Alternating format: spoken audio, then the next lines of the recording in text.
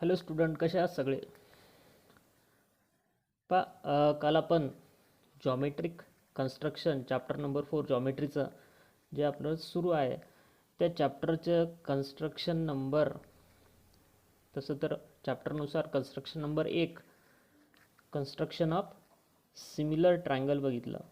Similar triangles. त्या similar triangle कन्स्ट्रक्शनमध्ये mainly there are 2 types of construction.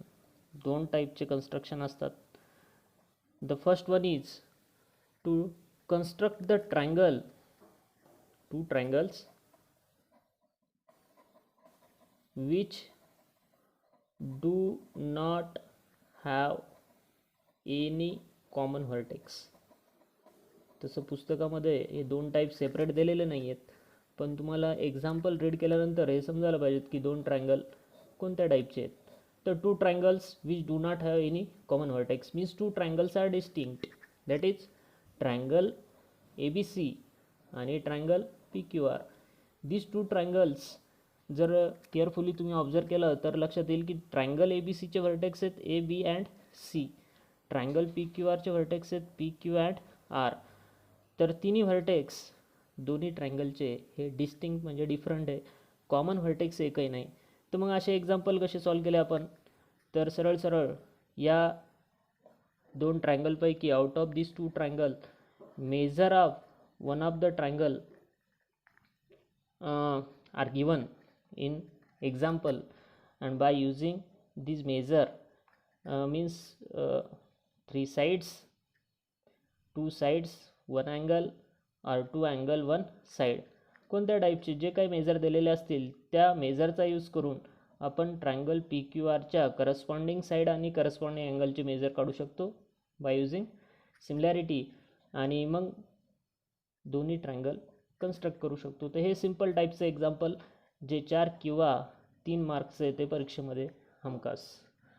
आता आपल्याला पाहायचं आहे मेनली दुसऱ्या टाईपचं कन्स्ट्रक्शन. या कन्स्ट्रक्शनमध्ये मेनली विद्यार्थ्यांना अडचणी आल्या होत्या. तर बघा इकडं, तर 2 triangles which have a common vertex. 2 triangle असे ज्यांच्यामध्ये एक व्हर्टेक्स हा कॉमन असेल. तर कॉमन असेल म्हणजे नेमकं काय? पण आता एक सिंपल एक्झाम्पल सांगतो मी, ज्यावरून तुम्हाला समजेल. कोणताही क्वेश्चन आल्यानंतर तुम्हाला क्वेश्चन केअरफुली रीड करायचा आहे आणि ओळखायचं आहे की त्यामध्ये 2 ट्रायंगलचा व्हर्टेक्स कॉमन आहे की नाही. पहिली गोष्ट, जर एक व्हर्टेक्स कॉमन असेल तर तुम्हाला रफ फिगर या प्रकारची काढायची आहे.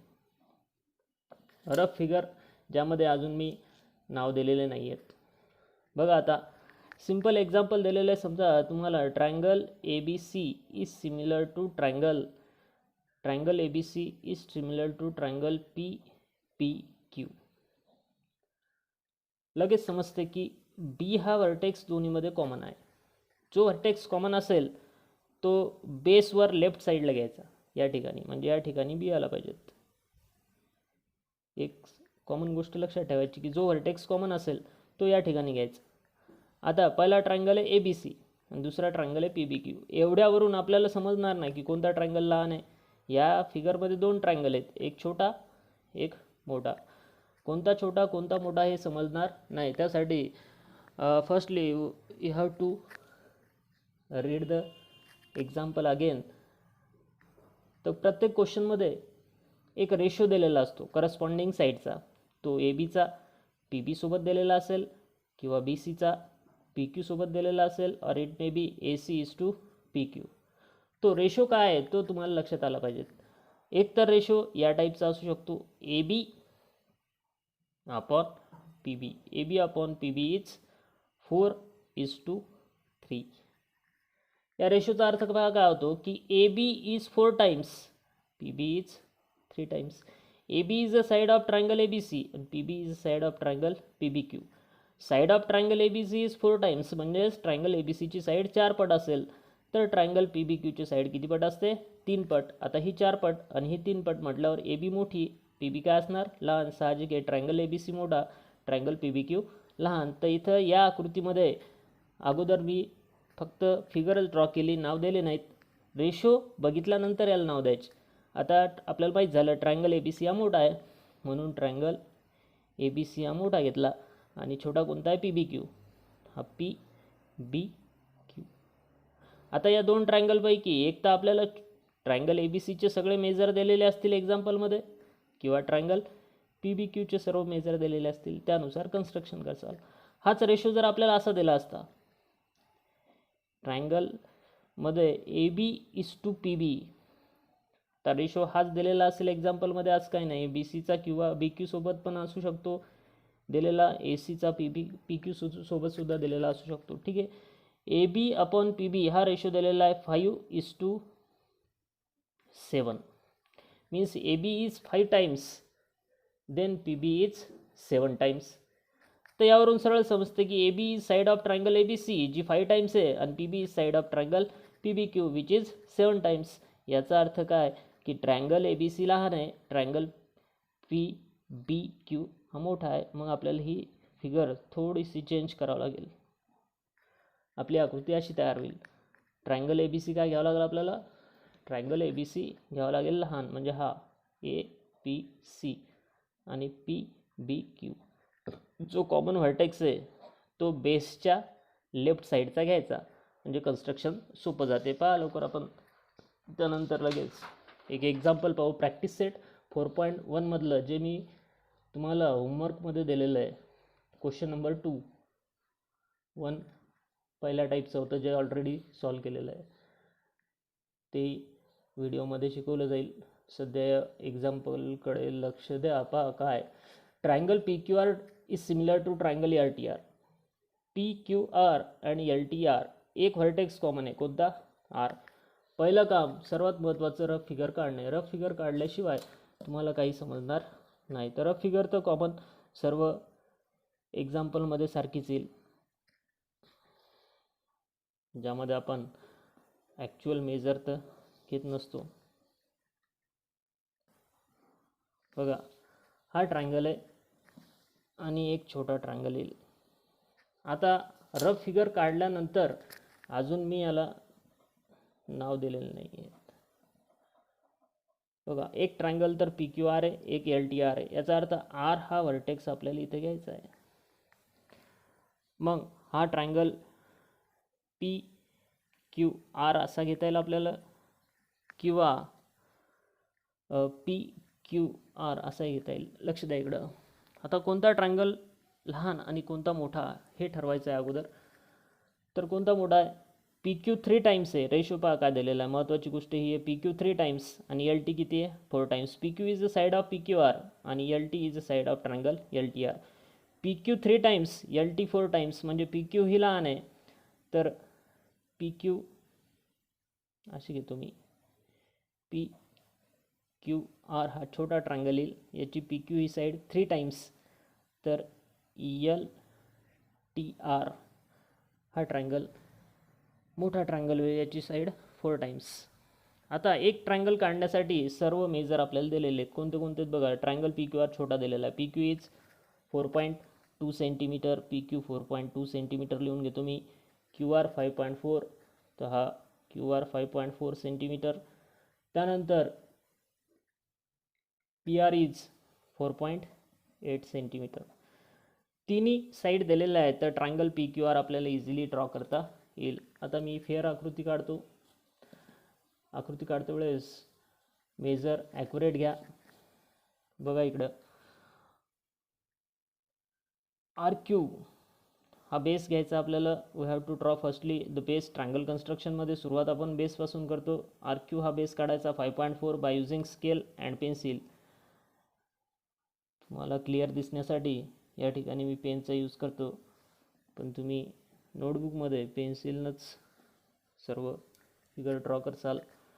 त्यानंतर 30 आर पी म्हणजेच आरपासून पीचं अंतर 4.8 आहे, तर 4.8 एवढं अंतर घेतो मी चॉकमध्ये आणि एक आर्क काढतो. ते 4.8 एवढं अंतर घेतलं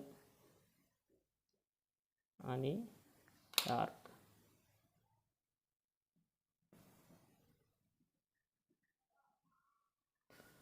त्याच्यानंतर हे पी क्यू अंतर 4.2 आहे, तर 4.2 एवढं अंतर घेतो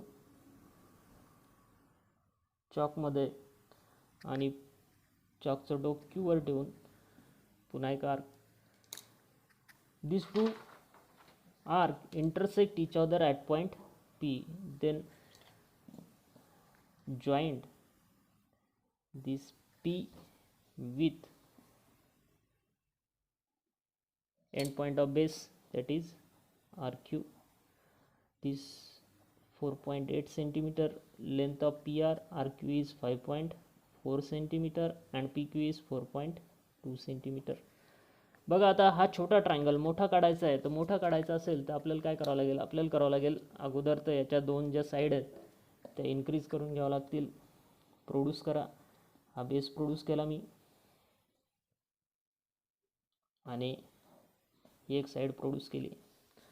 बघा आता छोट्या ट्रायंगलची साईड 3 टाइम्स आहे आणि मोठ्या ट्रायंगलची साईड आहे 4 टाइम्स. या रेशोमध्ये मोठी संख्या कोणती आहे 4.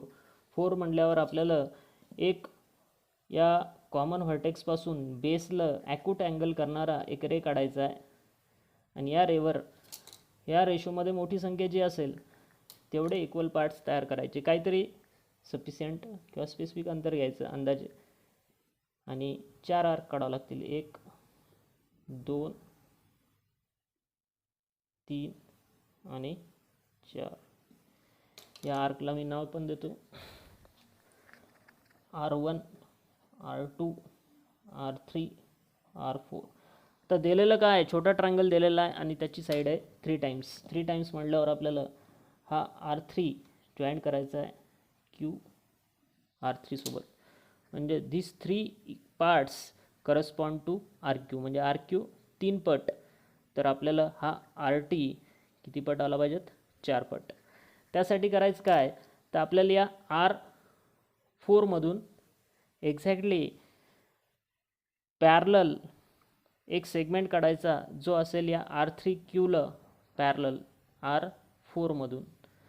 त्यासाठी काँग्रुअंट ट्रायंगलचं कन्स्ट्रक्शन जे बेसिक कन्स्ट्रक्शन नंबर 3 अगोदरच घेतलेले आपण. चॉकचं डोक पहिले R3 वर ठेवायचं, काहीतरी अंतर घ्यायचं, एक आर्क काढायचा, तेवढंच अंतर कायम ठेवायचं. चॉकचं टोक R4 वर ठेवायचं आणि एक आर्क काढायचा. या दोन आर्कच्या पॉईंट ऑफ इंटरसेक्शनमधलं अंतर घ्यायचं. चॉकच्या दोन टोकामध्ये हे अंतर घेतलं मी आणि पॉईंट चॉकचा पॉइंटर कुठं ठेवायचं ते लक्षात ठेवा. हा जो पहिला आर्क काढला आपण तो या रेला ज्या पॉईंटला इंटरसेक्ट करायला त्या पॉईंटवर चॉकचं टोक ठेवायचं आणि पहिल्या आर्कला इंटरसेक्ट करणारा दुसरा आर्क, म्हणजे हे दोन अँगल काँग्रुअंट तयार होतील. देन हा जो पॉईंट ऑफ इंटरसेक्शन आहे आणि R4 यातून जाणारा एक सेगमेंट ड्रॉ करायचा जो अगोदरच्या रेला इंटरसेक्ट करेल. हा पॉईंट असेल कोणता T. सिमिलरली जसा हा मोठ्या ट्रायंगलच्या एक व्हर्टेक्स T काढला आपण, दुसरा व्हर्टेक्स L पण काढायचा. कसा काढायचा, त्यासाठी आपल्याला या PQ शी पॅरलल असलेला LT काढावा लागेल. आता PQ पॅरलल टू LT म्हटल्यावर इथं तयार होणारे जे दोन अँगल असतील करस्पॉन्डिंग अँगल ते येतील काँग्रुअंट, म्हणजेच या अँगलशी काँग्रुअंट असणारा अँगल या ठिकाणी काढायचा. पुन्हा तेच कन्स्ट्रक्शन, चॉकचं टोक Qवर एक आर्क, चॉकचं टोक Tवर एक arc. then we have to take distance between equal to point of intersection of this arc and those two sides. बघा आता इकडं लक्ष द्या. then put the pointer of compass on point of intersection of arc, distance equal to, and then draw the arc. Then this point of intersection and T, we have to draw a segment passing through these 2 points. This segment LT will be parallel to PQ. In this way, triangle LTR is constructed. Means triangle LTR and triangle PQR are similar, in which PQ is 3 times, then LT is 4 times. तर these two triangle are similar. तर this is the simple way of constructing similar triangle having common vertex.